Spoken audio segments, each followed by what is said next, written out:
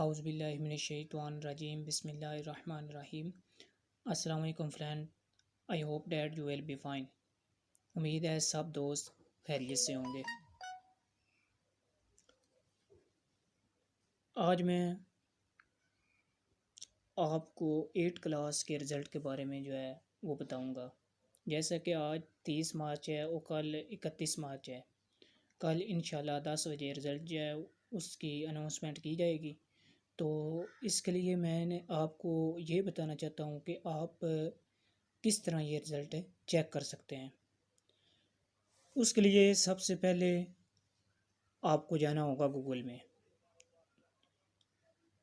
ये रिज़ल्ट आप मोबाइल पर, लैपटॉप पर या फिर कंप्यूटर पर किसी में भी चेक कर सकते हैं। इसमें सबसे पहले आपको गूगल में जाकर लिखना होगा, सर्च करना होगा PEC पैक।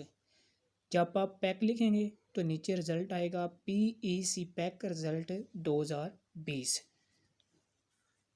जब ये सर्च हो जाएगा आपने नीचे की तरफ आना है। जब नीचे की तरफ आएंगे तो नीचे लिखा होगा पंजाब एग्जामिनेशन कमीशन, इस पर आपने क्लिक करना है। जब आप इस पर क्लिक करेंगे तो इस तरह के 3 बॉक्स जो है वो ज़ाहिर होंगे।